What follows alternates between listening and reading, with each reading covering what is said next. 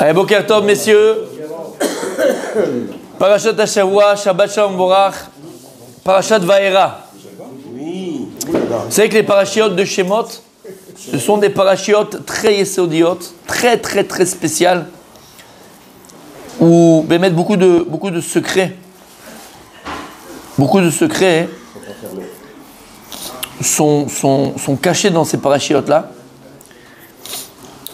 C'est des parachiotes beaucoup d'Emouna surtout, et de Metziut Hashem. Vous savez qu'on a Bereshit. Bereshit, très simple. Bereshit bara Elokim, et Hashem et Haaretz, Briat haolam. Bereshit, c'est donc la création du monde. Et on le sait tous, que dans Sefer Bereshit et dans Parashat Bereshit, il y a tous les secrets de la création. Tous les secrets de la création. Puisque même le Gaon de Vilna disait que toute la Torah Kula, toute la Torah, est concentrée dans le point du bête de Bereshit, dans le dagesh du bête de Bereshit. Donc, est-ce qu'on peut s'imaginer les secrets qui sont cachés? Aval, c'est une petite introduction, hein, juste par rapport à Aval, nous explique le Shlach Kadosh, entre autres, que on connaît tous l'histoire, puisque lorsque Dieu a créé le monde il y avait un plan, le monde devait exister 7 jours. Alors même si, bien sûr, on ne va pas rentrer dans les détails, parce qu'encore une fois, ce n'est pas le sujet d'aujourd'hui, mais même si on sait que les jours de la création ne sont pas les mêmes jours que nous connaissons aujourd'hui. D'accord? Ok? Puisqu'on sait très bien aujourd'hui que le temps, il est relatif. Le temps ne passe pas de la même manière sur Terre que dans d'autres endroits de l'espace. D'accord? Ça, c'est un fait scientifique. Le temps, il est relatif. Einstein, on connaît l'histoire. Ok. D'accord? Donc, ça, la Torah le sait. La Torah nous l'a déjà dit. Puisque d'ailleurs, le temps, même à l'époque, n'était pas le même qu'aujourd'hui. C'est-à-dire que le temps, même au niveau terrestre, il est relatif. Il est relatif. Puisque le temps de la création du monde, des jours de la création, ce n'est pas le même temps que l'on a connu, nous, aujourd'hui. Ok? Même si on appelle toujours un jour, et on a compris. Ok. Voilà, alors, je parle de Maaseh Bereshit, je ne parle pas de Sarah et Rivka. Jusqu'à maintenant, même tous les ans, on rajoute une demi-seconde. Exactement. Alors là, je ne parle pas de perception, parce que ça, on le savait depuis longtemps. Déjà, la perception du temps n'est pas la même. Même si le temps c'est le même, en fonction de ce que tu fais, en fonction de tes activités, ben, tu comprends même que ça, au niveau de la perception, le temps il est relatif. Et je vous rappellerai la petite anecdote que je vous ai amenée plus d'une fois, et même 200 000 fois. Ok? Je vous ai dit, j'aime beaucoup les documentaires intelligents, pas les documentaires sur Michael Jackson, mais des documentaires un peu intelligents, parce qu'on apprend beaucoup de choses. Et il y a écrit Kulam Bechorma Sita, ça fait partie de la Chormat Hashem. Et une fois, j'ai vu un documentaire sur les comment on appelle ça? Pas les fêtes foraines. Les Disneyland, Euro Disney, sur les parcs d'attractions, exactement. Hyper intéressant, les coulisses, voilà. Les coulisses des parcs d'attractions, c'est hyper intéressant. C'était vraiment intéressant. Et j'ai appris un moussa. D'accord? De même de ce documentaire. Parce qu'à un moment donné, le journaliste, il disait au patron, je crois que c'était le parc Astérix à l'époque, et il lui disait, c'est quoi votre plus grande hantise c'est quoi le plus grande hantise d'un parc d'attractions? Moi, j'aurais dit qu'il y a un manège qui ne marche pas, machin. Ça, la probabilité qu'un manège pète, il faut vraiment être le chat noir, tu vois. Ça arrive, attention. Hein. Mais c'est vraiment, c'est vérifié 3 fois dans la journée. C'est vraiment très rare, quoi. Ça veut dire, voilà. La rentille, c'est pas ça. Niveau business, c'est pas ça du tout. C'est la file d'attente, c'est la queue, c'est l'attente à chaque jeu. Si maintenant les gens, ils savent que ça dure 4 heures, 5 heures, 18 heures et tout, ils vont pas. Alors maintenant, on sait que ça dure très longtemps. Alors pourquoi on y va? Et en fait, il expliquait qu'ils ont trouvé une technique. Ils ont trouvé une technique pour pouvoir faut pas faire patienter les gens. Et en fait, il expliquait que le temps, il est relatif. On s'est rendu compte que si le gars, d'abord, comme tu as très bien dit, tu fais une queue qui est droite, tu vois toi au fond et tu vois le truc là-bas, tu vas mourir. Regardez les queues par exemple, elle est toujours en zigzag. Lama tu vois pas le bout. Tu sais pas où ça commence. Tu sais pas où ça commence, ça se termine. Donc tu te dis, bon, peut-être qu'on est déjà arrivé. Donc psychologiquement, tu penses que c'est proche. Deuxièmement, et en plus il dit, qu'est-ce qu'on fait au milieu? Même on les divertit. Il y a Obélix qui vient avec Astérix, après il y a l'autre qui arrive, Panoramix, machin. Bon bref, il y a des machins. Et en fait, le temps il est relatif. Et les gens ils pensent, comme il y a des choses qui se passent, que c'est passé plus vite. Qu'en fait ils ont entendu 2 heures, mais pour eux c'est resté, on a l'impression qu'ils ont entendu qu'1 heure. Et donc, tu vois même au niveau terrestre, de la perception, que le temps il est relatif. Bon, c'est pas le cours d'aujourd'hui, hein, c'est pas du coup la paracha, mais juste pour dire, c'est hyper intéressant. On pourrait développer. Mais juste, ouais, je vais la parachat Vaïra. Juste pour dire quoi, il nous explique le Shla Kadosh, qu'on a Sefer Bereshit, et donc nous, communément dans nos têtes, Bereshit, c'est Bereshit, c'est la création du monde et tout ce qu'on connaît. Omer Shla Kadosh, parachat Shemot, donc on sait que quoi, c'est la sortie d'Égypte, Moshe Rabbeinu, pour certains d'autres c'est Charlton Heston, ok, chacun ses histoires, ok, on a compris. Aval, comprends une chose, Omer Shla Kadosh, Sefer Shemot, le départ, les parachutes, Shemot, Vaïra, Bo, Béchalach, sortie d'Égypte. En vérité, c'est Maaseh Bereshit. Otpam, on revient encore à Maaseh Bereshit. Lama, pourquoi? Parce qu'on sait très bien que le plan divin qui était que le monde devait être 7 jours, ça veut dire qu'Adam Arishon, lui était interdit de manger de l'arbre de la connaissance. Et il y avait les deux arbres, l'arbre de la connaissance entre le bien et le mal, et l'arbre de la vie, Etz HaChaim. Ils n'étaient pas là pour rien.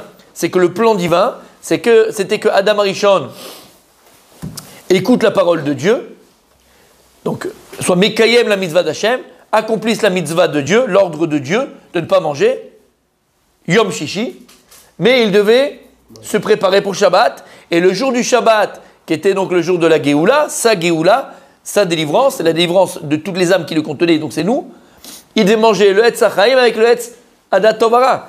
Il devait manger les deux fruits en même temps, le jour du Shabbat, puisqu'on sait que Shabbat, il y a combien de chalot? Deux, l'Echem Mishneh de Adam Arishon, les deux pains d'Adam Arishon, c'était le fruit de l'arbre de la connaissance et c'était le fruit de l'arbre de la vie. Il devait manger les deux, aval quand? Shabbat, pas avant. On connaît l'histoire, il s'est planté Tatachi et le monde donc n'a pas été à sa shlemout, à son entité, à ce qu'il devait devenir. Omer Ashla Akadosh, qu'est-ce qui s'est passé? Rabot machashavot belevi, je vais s'attacher timitakum. Que tu le veuilles ou pas, l'homme il a plein de pensées, de réflexions, de volontés, ce que tu veux. À la fin, et s'attacher mitakum, c'est le conseiller de Dieu et la volonté de Dieu qui s'accomplira. Et donc il y a plan A, ça a été Adam Arishon, et on a plan B. C'est quoi le plan B? C'est maintenant Israël. C'est pour ça que l'Agma dans le 7e Amot, elle dit Atem kruim Adam, venumot olam kruim Adam. Vous, Israël, vous êtes appelés hommes, mais les nations du monde ne sont pas appelées hommes. Sur cette Gemara, des Juifs ont été brûlés dans les bûchers. Écoutez ce que je vous dis. Sur cette Gemara, des Juifs ont été égorgés, brûlés et massacrés. De génération en génération. Pourquoi? Parce que les nations prenaient le Talmud et disaient voilà, les Juifs, ils ont la notion de race aryenne. Puisque regardez dans votre Talmud, qu'est-ce qu'il y a écrit? Vous êtes appelés des hommes et les nations du monde ne sont pas des hommes. Donc on est des animaux, on est des chiens, on n'est rien pour vous. Et ils massacraient les Juifs à cause de ça. On était accusés jusqu'à aujourd'hui d'ailleurs. Parce qu'ils y croient? Non, parce qu'ils ne connaissent pas l'explication. Qu'est-ce que disent les commentateurs? Qu'est-ce que ça veut dire que nous on est appelés Adam et les nations du monde ne sont pas appelées Adam? La Gemara, les Chachamim disent, on est appelé Adam. Les nations sont appelées Ha-Adam. Ils sont appelés humains, ils sont appelés hommes. Attention, ils sont appelés les hommes. Nous on est appelés Adam. Adam c'est qui? Adam Arishon. Nous, on a été appelés au nom d'Adam Arishon. Eux, ils sont appelés Ha-Adam, les humains. Chas Shalom. Ça serait une hérésie de penser une seconde que les nations du monde, quelles qu'elles soient, qu'elles ne sont pas humains et qu'on les compare à des animaux où ils sont des sous-êtres. Chas Shalom. C'est pas ça qu'il y a écrit dans le Talmud. Qu'est-ce qu'il y a écrit dans la Gemara? Il y a écrit Atem am Israël kruim Adam. Vous êtes appelés Adam. Adam, c'est quoi? Adam Arishon. C'est-à-dire que nous, on est directement liés à Adam Arishon. Pourquoi? Parce que une fois qu'Adam Arishon il a raté le coche, en vérité il contenait en lui toutes les neshamot, toutes les âmes d'Israël en lui, alors que les nations c'était l'écorce entre guillemets du fruit d'Adam Arishon, ils étaient contenus en lui. C'était pas directement lié à son être, mais on va dire une manière extérieure à lui. C'était l'écorce d'Adam Arishon. Donc nous maintenant, c'est Israël qui va devoir faire le travail, le tikkun, la réparation et le travail d'Adam Arishon lorsqu'il s'est planté, d'accord? Les premières semaines de la création, la semaine de la création, où il n'a pas écouté Akadosh Baruch Hu. Mais ne pense pas une seconde que les nations du monde ne sont pas appelées Adam, ils sont appelés Ha-Adam. Les hommes. Ça veut dire qu'ils n'ont pas le même tafkid, ils n'ont pas le même rôle à jouer dans ce monde-là. C'est-à-dire qu'ils ne vont pas, eux, réparer la faute d'Adam Arishon. C'est tout ce que ça veut dire. À travers Israël, eux, ils ont leur réparation. Mais c'est à nous qu'incombe la responsabilité de venir et de réparer la faute d'Adam Arishon. Pas aux nations. Et c'est ça que ça veut dire. C'est pas qu'ils sont pas humains, ils sont appelés Ha'adam. Donc pour ça, Akadosh Baruch Hu, Rabot Bachashavot Belevish Vetzatashim Takum. Alors on a expliqué que finalement, ce que Dieu a décidé, c'est comme ça que ça doit se passer. Quand est-ce qu'on va essayer maintenant de réparer encore une fois la faute d'Adam Arishon? Yetziat Mitzrayim. Yetziat Mitzrayim, à la sortie d'Égypte. À la sortie d'Égypte, c'est la réparation de la faute d'Adam Arishon. Plus à travers un homme qui contenait en lui toutes les âmes, mais à travers les âmes qui étaient contenues dans Adam Arishon. Vous comprenez la différence?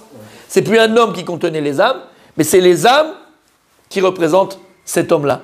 Et c'est qui ces âmes-là? C'est les âmes du âme Israël, du peuple juif. C'est pour ça qu'on dit que Moshe Rabbeinu contenait aussi en lui toutes les âmes d'Israël. Et donc si maintenant il y a une réparation qui va être faite, Omer, il nous dit le Shlach Kadosh quelque chose de magnifique.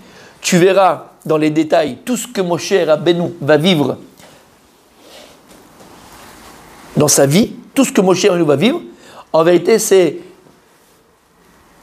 de manière micro ce qui s'est passé de manière macro à Adam Arishon et de toutes les générations jusqu'à Yetziat Mitzrayim.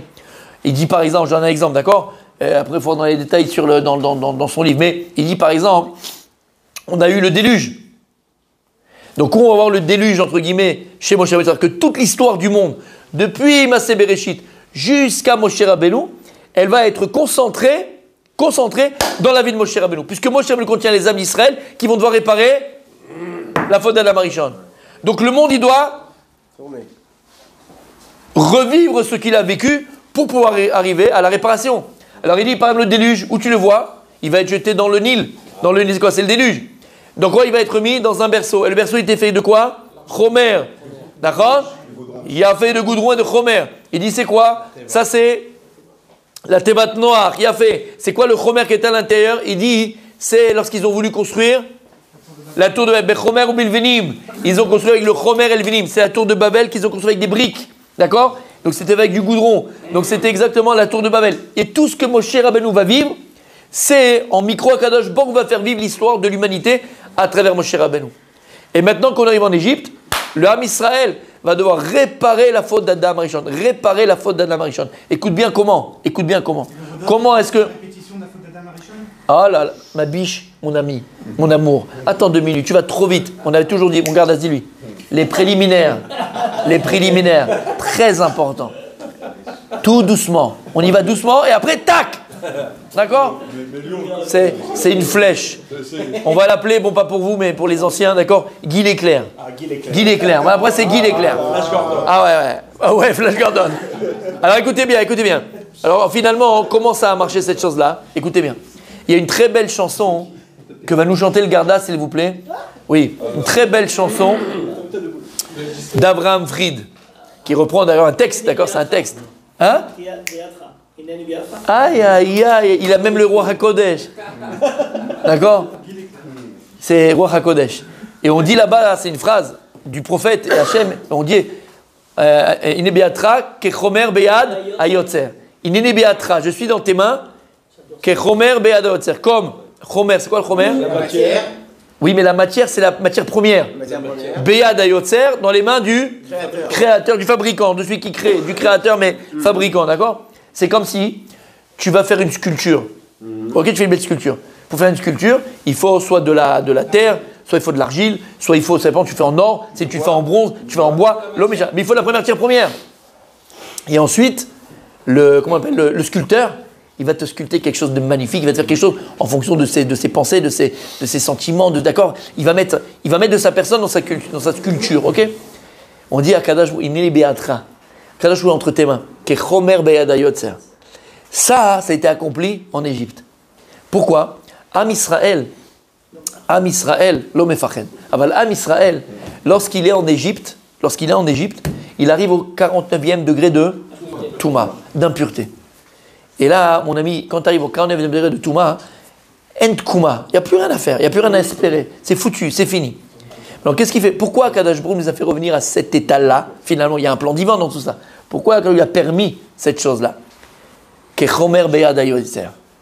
Akadosh Baruch Hu, il va prendre Am Israël et il va prendre l'essence qui s'appelait peuple juif, Am Israël, et il va nous faire redevenir Chomer. Chomer. Matière. Chomer, mamash matière première. On n'a plus de forme, on n'a plus de... Quand tu dis à quelqu'un, tu sais, quand on était à l'école, tu te rappelles quand tu étais avec la casquette à l'envers, un peu le truc comme ça, dis tu n'as pas de... Style. Personnalité. Personnalité. Non. Tu n'as pas de structure. Tu n'es pas structuré. Et un autre mot en français. D'accord? Quand la chose, elle n'a pas de forme. D'accord? Elle n'a pas de style, elle n'a pas de forme. Elle n'a pas de style, exactement, ça fait partie. Elle n'a pas de style, de personnalité, elle n'a pas de forme. Qu'est chomer? Quand c'est du chomer, quand c'est de la matière première, tu peux me dire ce que c'est? C'est rien, c'est de l'argile. Quand est-ce que une chose, tu peux la nommer, tu peux la définir?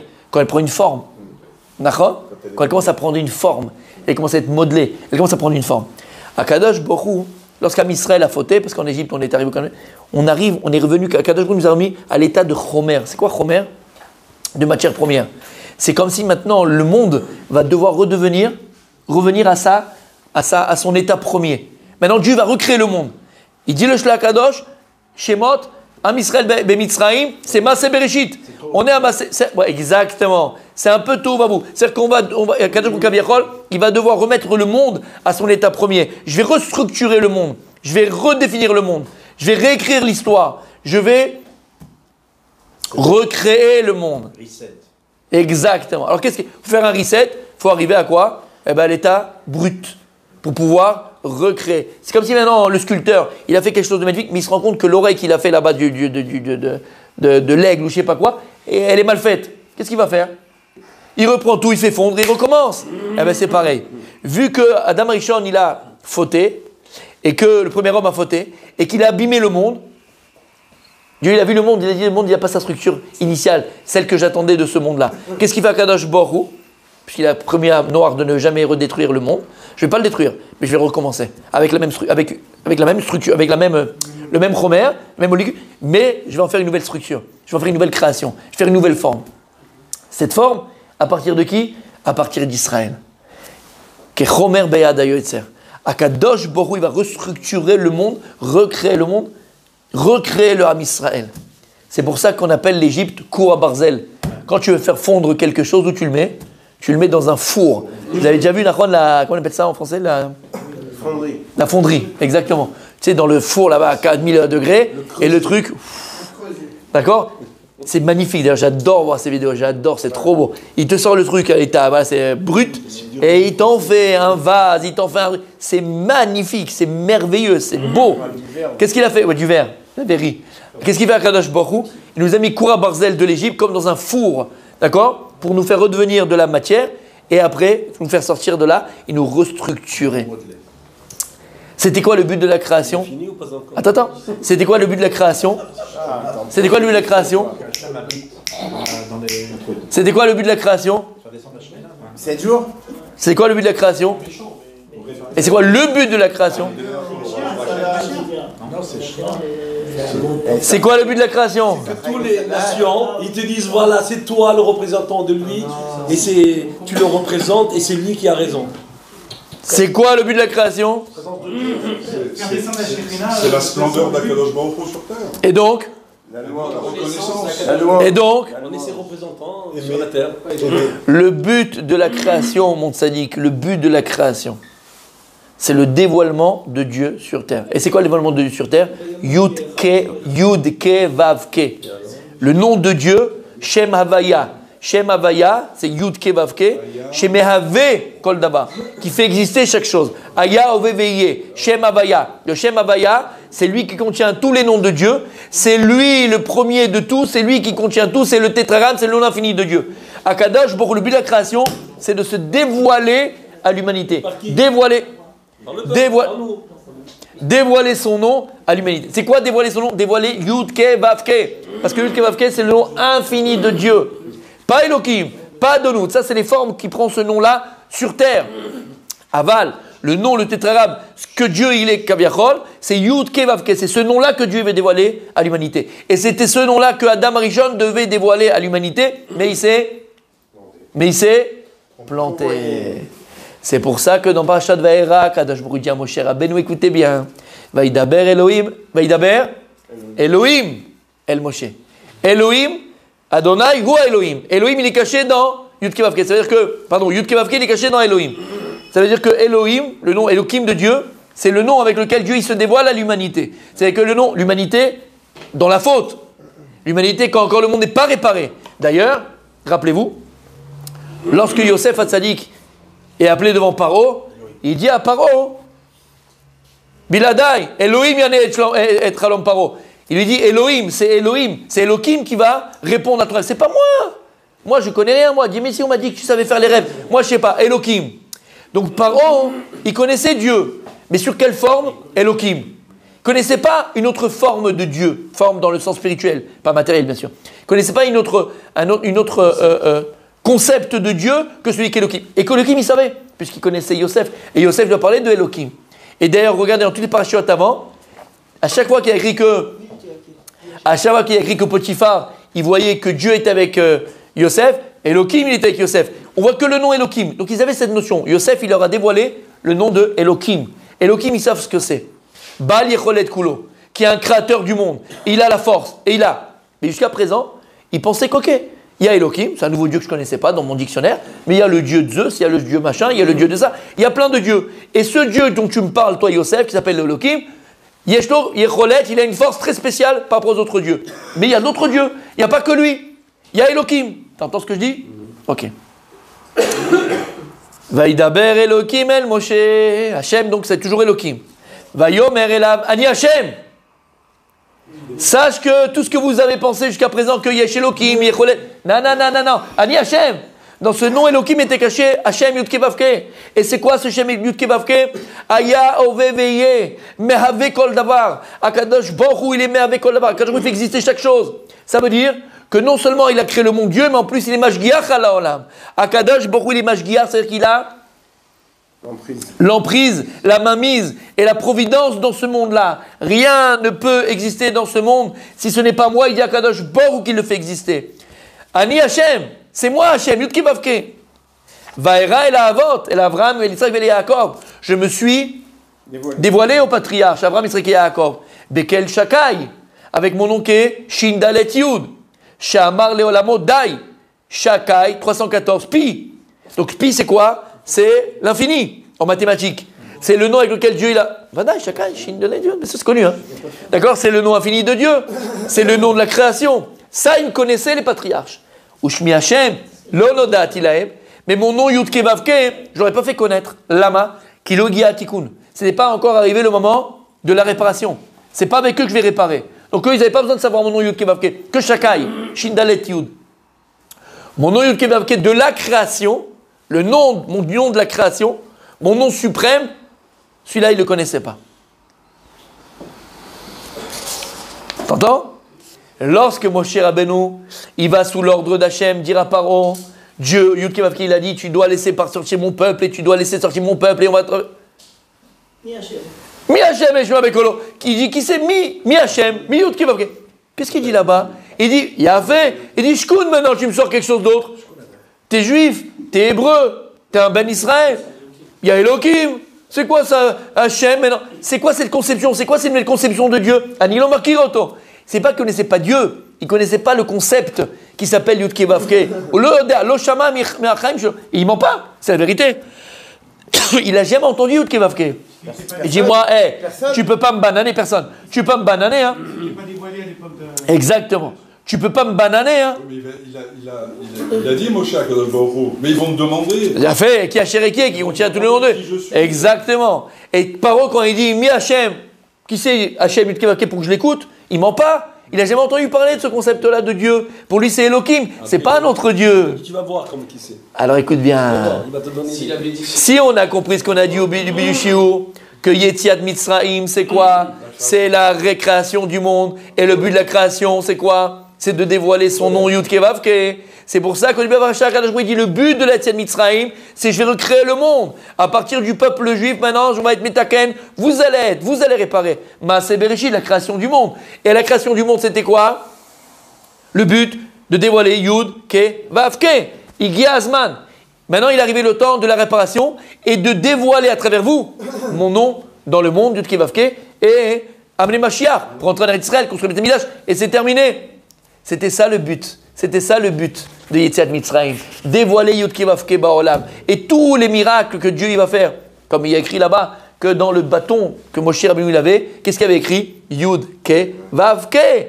Tous les miracles ont été avec le Shem Hashem Yud Kei Vav Kei. Dieu il a fait tous les miracles, tout ce qu'il y a, la mer rouge, tout ce qu'il y a eu, uniquement pour dévoiler son nom. Quel nom? Yud Kei Vav Kei. Pour dévoiler Akadosh Baruch Hu. Aya Oveveye, mais avec Kol Davar, dévoiler Akadosh Baruch Hu. Et mon rabbi Franck, il a dit quelque chose de magnifique. Malheureusement, Od Pa'am, on a abîmé.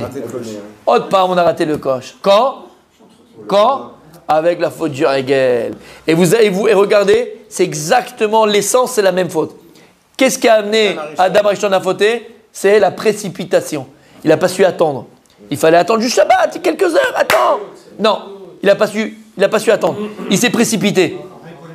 Les bénis Israël, ils n'ont pas su attendre Moshe Rabbeinu. Ils ont dit, Moshe Laredet, Beshesh, il y avait des différents. Qu'est-ce que tu rentres dans des histoires? Arrête, attends 2 secondes. La précipitation. Tu as compris ce que ça veut dire? Ils ont fauté, ils ont reproduit. Et donc on a refauté, on a réabîmé. Et quand est-ce que le tikkun, la réparation, elle sera complète, entière, Be'ezrat Hashem, Biat HaMashiach, notre génération, où le nom de Dieu, Yud Kei Vav Kei, sera dévoilé parmi toutes les nations dans le monde pour l'honneur de Dieu. Shabbat Shalom.